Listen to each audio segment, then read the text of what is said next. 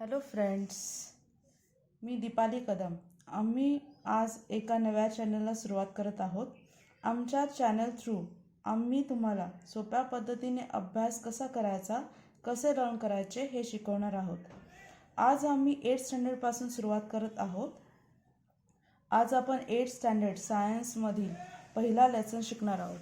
पहिला लेसन आहे 8th स्टँडर्डचा living world and classification of microbes. Living world म्हणजे आपल्या अवतीभोवतीचे जग. अँड क्लासिफिकेशन म्हणजे वर्गीकरण. ऑफ मायक्रोब्स म्हणजे मायक्रो ऑर्गॅनिझम्स म्हणजे आपल्या अवतीभोवती जे काही जीवजंतू असतील त्या सर्व जीवजंतूंचा मिळून एक ग्रुप तयार होतो. त्या ग्रुपला म्हटलं जातं microbes.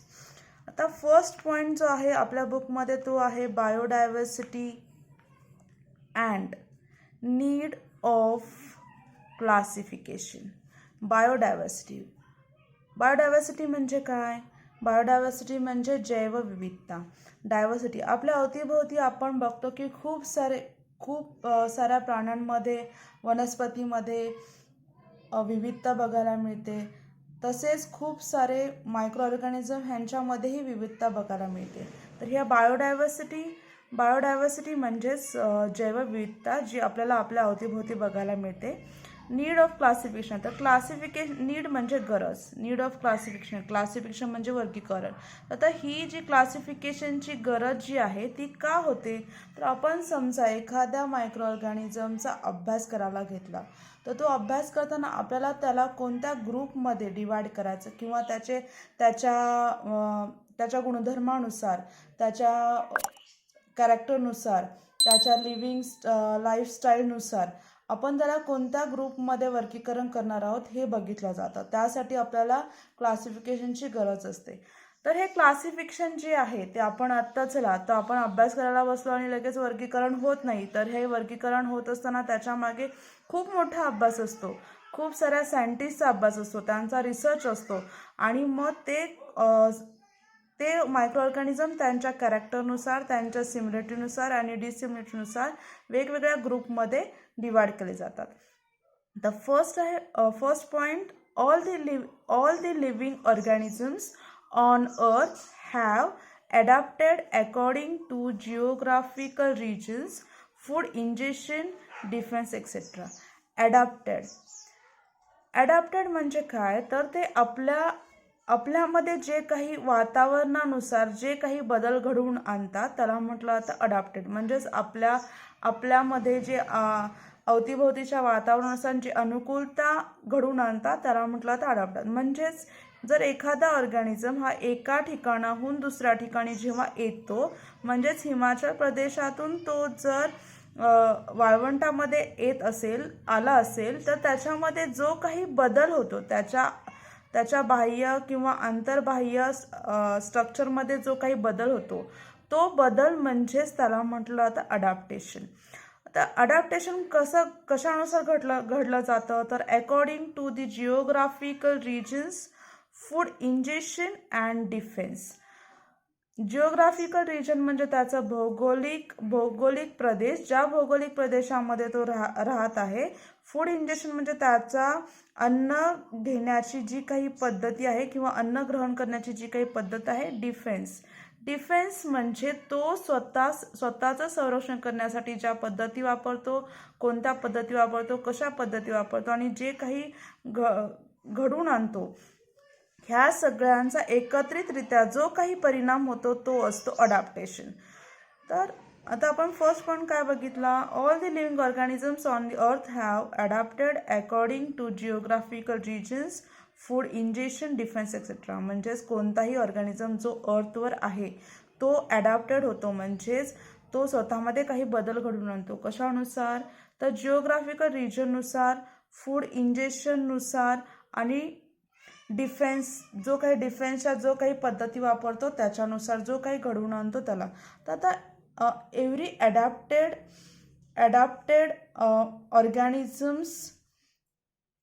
Organisms every adapted organism show the similarities and dissimilarities among themselves. जे काही अडॅप्टेड झालेले असतात ते एकमेकांपासून त्यांच्यामध्ये ऑर्गॅनिझम्समध्ये डिफरन्स बघायला मिळतो. अकॉर्डिंग टू दी 2011 सेन्सस, आता 2011च्या सेन्ससनुसार around 87 million species of living organisms found. तर आता अकॉर्डिंग टू दी 2011 सेन्ससनुसार आपल्या अवतीभोवती जवळजवळ किती मायक्रो ऑर्गॅनिझम आहेत, तर 87 मिलियन. 87 मिलियन्स म्हणजे 87 दशलक्ष ऑर्गॅनिझम्स आपल्या अवतीभोवती आहेत.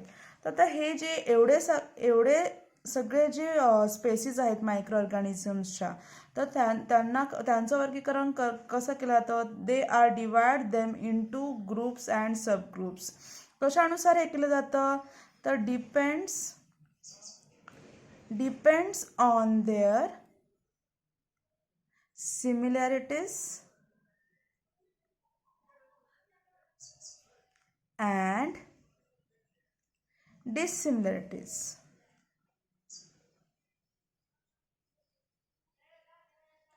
तर आता हे जे काही डिवायडेशन होतं त्यांचं ग्रुप्स आणि सब ग्रुप्समध्ये, हे त्यांच्या सिमिलरिटीज आणि डिसिमिलरिटीवरून केलं जातं. तर आता आपण नेक्स्ट पॉईंट बघणार आहोत, डेफिनेशन ऑफ बायोलॉजिकल क्लासिफिकेशन. आता ही जी काही आपण डेफिनेशन बघणार आहे बायोलॉजिकल क्लासिफिकेशनची, काय आहे definition? Process of dividing living organisms into groups and subgroups is called biological classification. तर बायोलॉजिकल क्लासिफिकेशन म्हणजे काय? आता आपण बघितलं की आपल्याकडे खूप सारे मायक्रो ऑर्गॅनिझम, म्हणजे जवळजवळ 87 मिलियन मायक्रो ऑर्गॅनिझम्स बघायला मिळतात. तर ह्यांचं जे काही त्यांना डिवाइड केलं जातं, कशामध्ये डिवाइड केलं जातं? तर ग्रुप्स आणि सब ग्रुप्समध्ये. मग हे जे काही डिवायडेशनची जी काही प्रोसेस आहे त्या प्रोसेसला म्हटलं जातं बायोलॉजिकल क्लासिफिकेशन. आता आपल्याला ही जी काही टर्म आहे ती डेफिनेशन आहे ती लक्षात ठेवायची आहे. तर लक्षात ठेवताना आपण ह्या डेफिनेशनचं तुम्ही एकदम लर्न करायला गेला तर पूर्ण तुमच्या लक्षात नाही राहणार. मग त्यासाठी काय करायचं? तर आपण ती 3 ह्याच्यामध्ये डिवाइड करायची.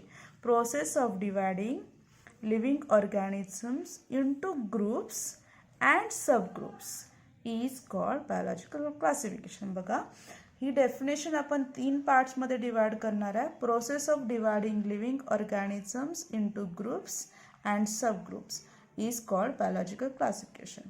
तुमच्या लक्षात आलंच असेल बायोलॉजिकल क्लासिफिकेशन म्हणजे काय. तर नेक्स्ट पॉईंट, आता हे जे काही वर्गीकरण किंवा क्लासिफिकेशन केलं जातं तर हे एका दिवसाचं काम नसतं. तर त्यासाठी खूप साऱ्या सायंटिस्टचा अभ्यास असतो. मग आता हा अभ्यास, याच्यावर कोणी अभ्यास केला ते आपण बघणार आहोत. तर म्हणजे थोडक्यात आपण क्लासिफिकेशनची हिस्ट्री बघणार आहोत. फर्स्ट सायंटिस्ट आहे तो Carl Linnaeus. In 1735 divide living worlds in 2 kingdoms, Vegetabilia and Animalia. Second scientist आहे Haeckel. In 1866 considered 3 kingdoms, protista, plants and animals. Third scientist आहे Chatin. In 1925 created 2 groups, prokaryotes and eukaryotes. आता प्रोकॅरियोट्स म्हणजे काय आणि यूकॅरियोट्स म्हणजे काय ते आपण नेक्स्ट पॉईंटमध्ये बघणार आहोत. नेक्स्ट सायंटिस्ट आहे Copeland. In 1938 it's divide organism into 4 kingdoms. First kingdom is Monera, second kingdom is Protista, third kingdom is plants and fourth kingdom is animals. आता आपल्याला हिस्ट्री लक्षात ठेवताना काय लक्षात ठेवायचं? तर हिस्ट्री तुम्हाला ऑब्जेक्टिव्हसाठी विचारू शकतात. ऑब्जेक्टिव्हसाठी म्हणजे रिकाम्या जागांसाठी तुम्हाला सायंटिस्टचं नाव, इयर आणि त्यांनी कोणत्या ग्रुपमध्ये डिवाइड केलं, हे 3 पॉईंट्स तुम्हाला याच्यामध्ये लक्षात ठेवायचे आहेत. तर कार्ल लिनियस इन 1735 त्यांनी किती ग्रुपमध्ये डिवाइड केलं? 2 ग्रुप्समध्ये. कोणत्या? वेजिटेबिलिया अँड ॲनिमलिया. हेकेलनी काय केलं? 1866मध्ये 3 किंगडम्समध्ये डिवायडेशन केलं. फर्स्ट किंगडम आहे प्रोटिस्टा, सेकंड प्लांट्स आणि थर्ड ॲनिमल्स. चॅटेननी काय केलं? कधी केलं? 1925मध्ये 2 ग्रुप्समध्ये डिवाइड केलं, प्रोकॅरियोट्स अँड यूकॅरियोट्समध्ये.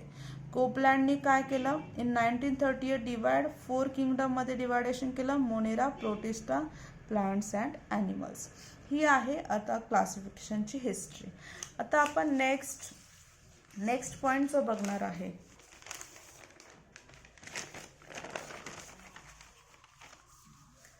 तो असेल आपला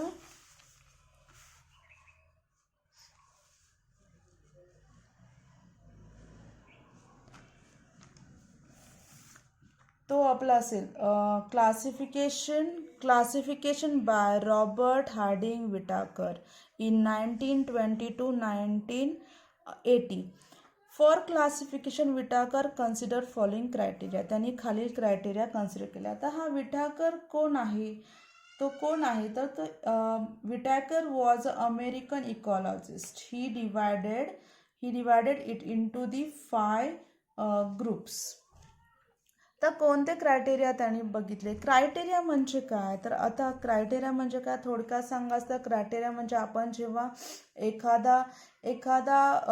एखादा गुणवैशिष्ट्य लक्षात घेतो आणि त्याच्यानुसार त्याचं डिवाइड करतो. म्हणजे बघायला गेलं तर आपण आपल्या क्लासरूममध्ये क्लासरूममध्ये त्यांच्या जर कलरनुसार जर डिवायडेशन केलं, म्हणजे हा गोरा आहे, हा निम गोरा आहे, हा काळा आहे, किंवा अजून आपण कोणतेही त्यांचे गुणविशेष वापरून जर त्यांचं डिवायडेशन केलं तर त्याला म्हटलं तर आपण त्यांच्या आयडेंटिफिकेशनसाठी तो क्रायटेरिया वापरला, त्याला म्हटलं तर क्रायटेरिया.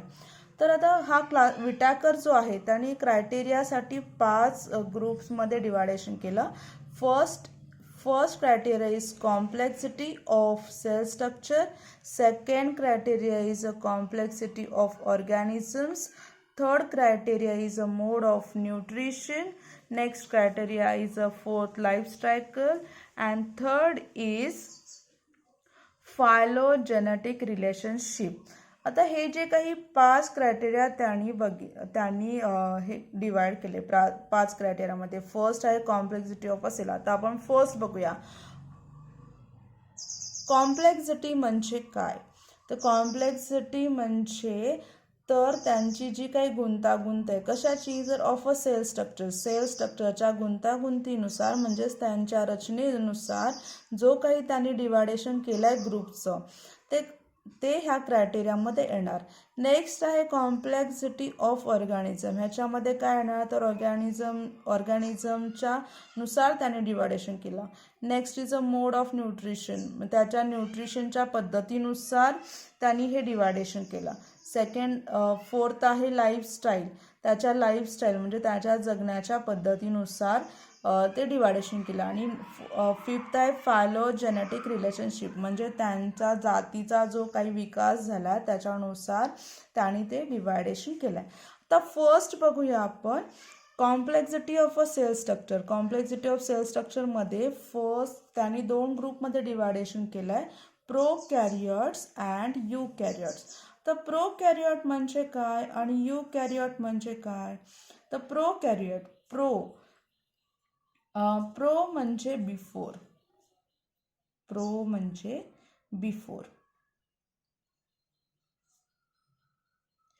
कॅरियोट्स म्हणजे न्यूक्लियस. आता युकॅरियोट म्हणजे ट्रू आणि कॅरियोट्स म्हणजे सेम इयर म्हणजे न्यूक्लियस. तर प्रोकॅरियोट्स म्हणजे काय, तर प्रोकॅरियोट्स म्हणजे त्या न्यूक्लियस जे आहे ते वेल डेव्हलप्ड नसेल आणि युकॅरियोट्समध्ये ट्रू न्यूक्लियस म्हणजेच ते वेल डेव्हलप्ड असेल. लक्षात आलं तुमच्या. प्रोकॅरियोट म्हणजे काय आणि युकॅरियोट म्हणजे काय. प्रोकॅरियोट म्हणजे ज्याचं न्यूक्लियस वेल डेव्हलप्ड नसेल आणि युकॅरियोटमध्ये ज्यांचं न्यूक्लियस वेल डेव्हलप्ड असेल म्हणजेच ट्रू न्यूक्लियस असेल त्यांना म्हटलं तर युकॅरियोट्स. आता नेक्स्ट पॉईंटमध्ये विटॅकरनी क्रायटेरिया वापरला तो आहे कॉम्प्लेक्सिटी ऑफ ऑर्गॅनिझम्स. त्यांनी ते 2 ग्रुपमध्ये डिवाइड केलं आहे, युनिसेल्युलर अँड मल्टीसेल्युलर. आता युनी म्हणजे काय तर युनी म्हणजे सिंगल आणि मल्टी म्हणजे मेनी. मल्टी म्हणजे मेनी. तर आता कॉम्प्लेक्सिटी ऑर्गॅनिझममध्ये त्यांनी सेलनुसार त्याचं डिवायडेशन केलं, म्हणजे युनिसेलर म्हणजे ज्याच्या सिंगल सेल आहे त्यांना ह्या ग्रुपमध्ये बसवलं आहे, आणि मल्टीसेलर म्हणजे ज्या मेनी सेलपासून बनलेल्या आहेत त्यांना ह्या ग्रुपमध्ये बसवलं आहे. कॉम्प्लेक्सिटी ऑफ सेलमध्ये त्यांनी युनिसेलर आणि मल्टीसेलर हे दोन क्रायटेरिया वापरले आहेत. युनिसेलरमध्ये जे सिंगल सेल्स आहेत त्यांना, आणि मल्टीसेलर म्हणजे ज्यांचे मेनी सेल्स आहेत त्यांना बसवलं आहे. नेक्स्ट जो आहे, नेक्स्ट क्रायटेरिया आहे मोड ऑफ न्यूट्रिशन. मोड ऑफ न्यूट्रिशनमध्ये त्यांनी, आता इथे बघा हा मोड ऑफ न्यूट्रिशन इथून इकडे घेतलाय. त्यांनी मोड ऑफ न्यूट्रिशनमध्ये त्यांनी 3 ग्रुपमध्ये डिवायडेशन केलं आहे. फर्स्ट ग्रुप असेल प्लांट, सेकंड ग्रुप असेल फंजाय, आणि थर्ड ग्रुप असेल ॲनिमल्स. आता हे त्यांनी कशावरून डिवायडेशन केलं, हे त्यांनी ते 3 ग्रुप मोड ऑफ न्यूट्रिशननुसार हे त्यांनी 3 ग्रुप कशावरून डिवाइड केले, तर प्लांट्स जे ऑटोट्रॉपिक असतील म्हणजेच ते फोटोसिंथेटिक असतील. आता फोटोसिंथेटिक म्हणजे काय, तर जे फोटोसिंथेसिस वापरून स्वतःचं अन्न स्वतः तयार करतात त्यांना ऑटोट्रॉपिक म्हटलं जातं. आणि ऑटोट्रॉपिक म्हणजेच प्लांट्स ऑटोट्रॉपिक असतात. ऑटोट्रॉपिक्स म्हणजेच फोटोसिंथेटिक वापरून जे स्वतःचं अन्न स्वतः तयार करतील. आता फोटोसिंथेसिस प्रोसेसमध्ये काय केलं तर मी तुम्हाला थोडक्यात सांगणार आहे. तर फोटोसिंथेसिसमध्ये सनलाईट आणि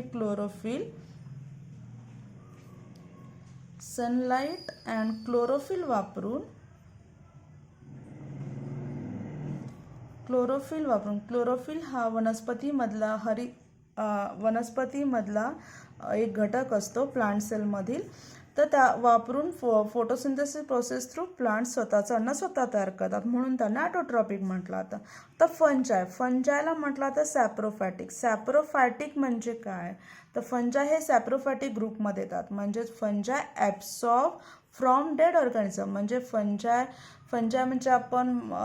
म्हणजे थोडक्यात बुरशी जी स्वतःचं अन्न स्वतः तयार करू शकत नाही, तर ती काय करते, तर जे काही डेड ऑर्गॅनिझम आहेत किंवा पालापाचोळा जो आहे, डेड ऑर्गॅनिझम म्हणजे जे मेलेले ऑर्गॅनिझम असतात, जे कीटक असतील किंवा अदर ॲनिमल्स असतील त्यांच्यावर जे जगतात, म्हणजे त्यांच्यापासून अन्न ॲब्सॉर्ब करून घेतात, त्यांच्यावर वाढून अशा डेड ऑर्गॅनिझमवर पालापाचोळा याच्यावर वाढून त्यांच्यामधून जे अन्न शोषून घेतात त्यांना म्हटलं तर सॅप्रोफायटिक.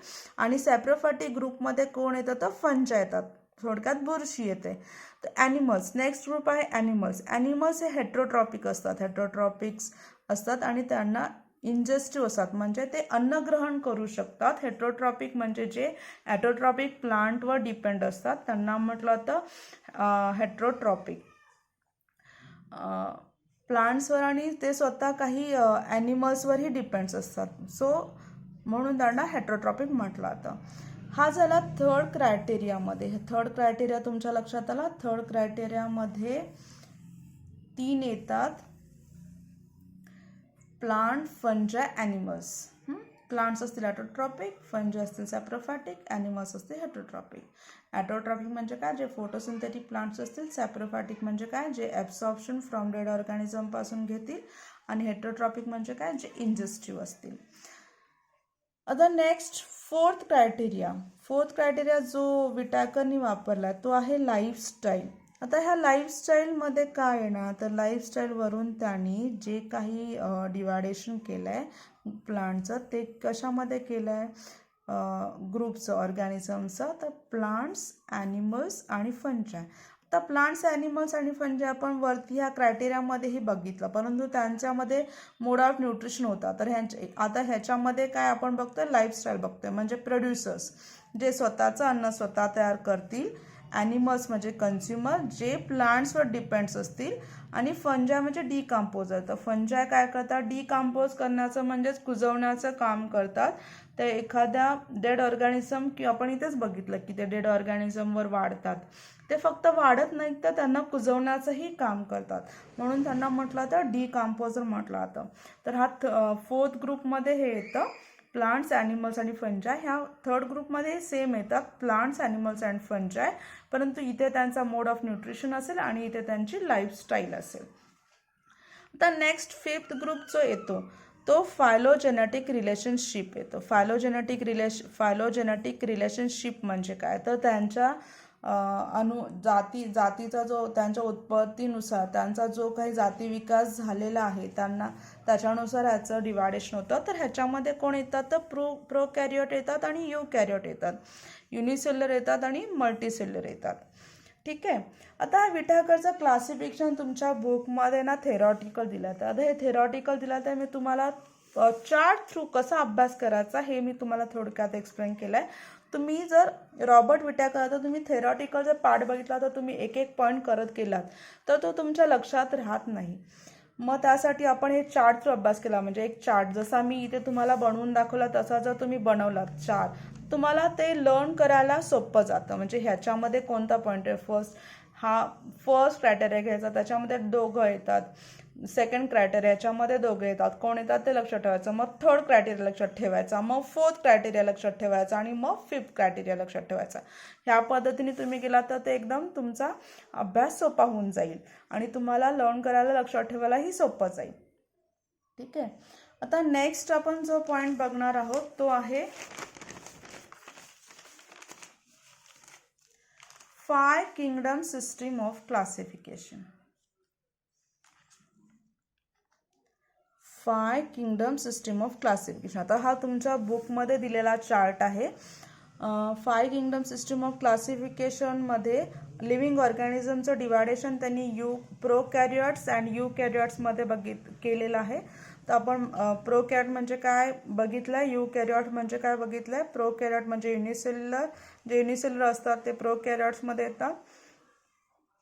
युकॅरियोट जे आहेत ते युकॅरियोटमध्ये दोन्ही टाईप येतात, युनिसेल्युलर आणि मल्टीसेल्युलर. तर आता हे 5 किंगडम सिस्टीम म्हणजे जे काही क्लासिफिकेशन केलं आहे त्याचं 5 किंगडममध्ये क्लासिफिकेशन केलं आहे. आता हे क्लासिफिकेशन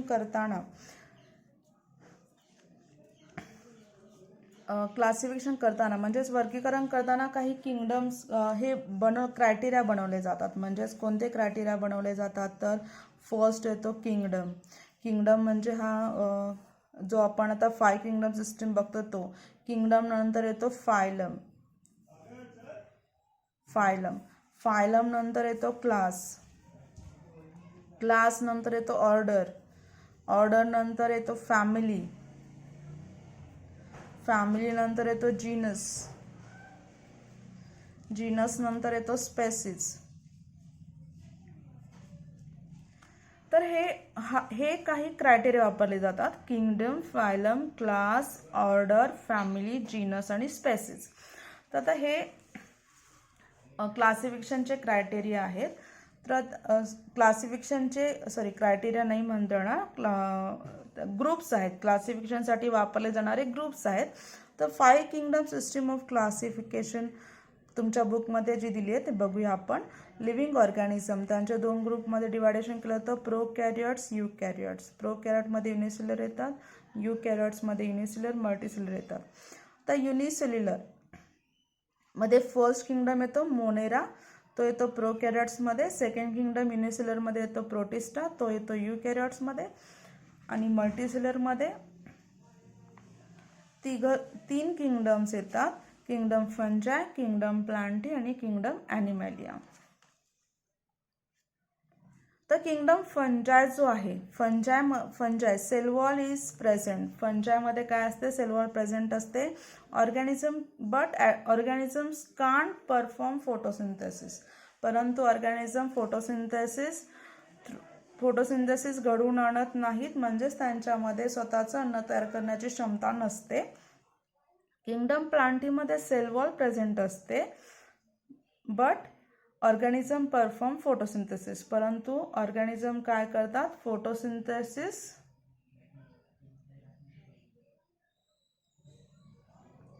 फोटोसिंथेसिस परफॉर्म करतात.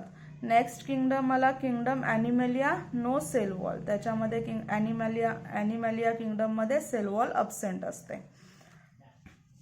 आता ही 5 किंगडम सिस्टीम जी आहे त्याचा सोप्या पद्धतीने कसं लक्षात ठेवायचं, कसा अभ्यास करायचा हे मी तुम्हाला इन शॉर्ट सांगणार आहे. तर आपण सपोज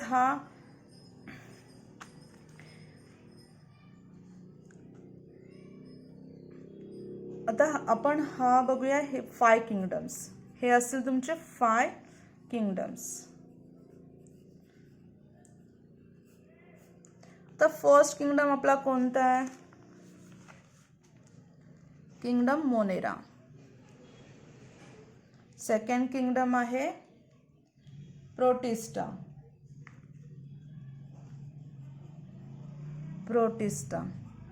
थर्ड किंगडम आहे फंजाय.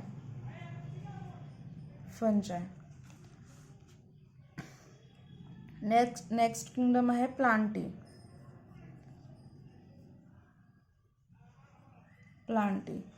अँड फिफ्थ किंगडम आहे ॲनिमलिया. आता हे 5 किंगडम्स आपल्याला लक्षात ठेवायचे. त्यासाठी मी तुम्हाला एक छोटीशी ट्रिक सांगत आहे. आता हा तुमचा जो तुम्ही आता सपोज तुम्हाला लर्न करायचा आणि तुम्ही बसला, तुमचा लर्न नाही होता, तर आपण सोप्या पद्धतीने म्हणजे आता तुम्ही बसल्या बसल्या टी व्ही बघता ही तुमचे 5 किंगडम सिस्टीमची नावं लक्षात ठेवू शकता. 5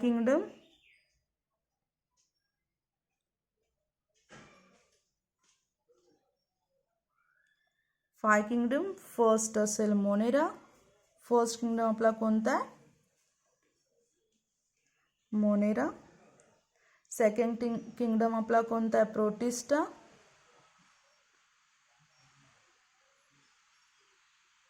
थर्ड किंगडम आपला आहे फंजाय. नेक्स्ट किंगडम आहे प्लांटी.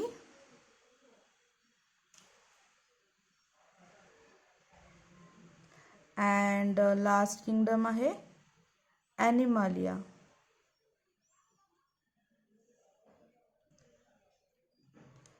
तर आता आपण टी व्ही बघता ही हे लर्न करू शकतो. बघा, आपल्या एका मुठीमध्ये हे 5 किंगडम सामावलेत. फर्स्ट किंगडम आहे आपला मोनेरा. आहे. तर हा मोनेरा काय आहे? युनिसेल्युलर आणि प्रोकॅरियोट. सेकंड पण आहे आपला सेकंड प्रोटिस्टा, तो आहे युनिसेल्युलर आणि हा आहे, बट हा आहे यूकॅरियोट्स. थर्ड किंगडम आहे आपला फंजाय. फोर्थ किंगडम आहे आपला प्लांटी आणि फिफ्थ किंगडम आहे आपला ॲनिमलिया. आता बघा, हा first kingdom unicellular, second kingdom unicellular, but first is a prokaryote, second is a eukaryotes. Next जे असतील ते असतील तुमचे मल्टीसेल्युलर अँड यूकॅरियोट्स. झाली ना आपली बसल्या बसल्या 5 किंगडमची तयारी 5 मिनिटांमध्ये. आहे की नाही सोपं? तर मुलांनो, आज तुम्हाला मी जे काही तुम्हाला क्लासिफिकेशन जे क्रायटेरिया आणि 5 किंगडम ऑफ क्लासिफिकेशन जी सांगितले आहे, आय होप सो तुम्हाला हे सर्व लक्षात आलं असेल. आणि जर तुम्हाला माझं शिकवणं आवडलं असेल, मी ज्या काही ट्रिक्स तुम्हाला सांगितल्या आहेत त्या जर तुम्हाला आवडल्या असतील, शिकवलेलं समजलं असेल, तर प्लीज सबस्क्राईब करा, प्लीज शेअर करा, प्लीज लाईक करा अँड पुढच्या व्हिडिओसाठी press the bell icon. Thank you friends.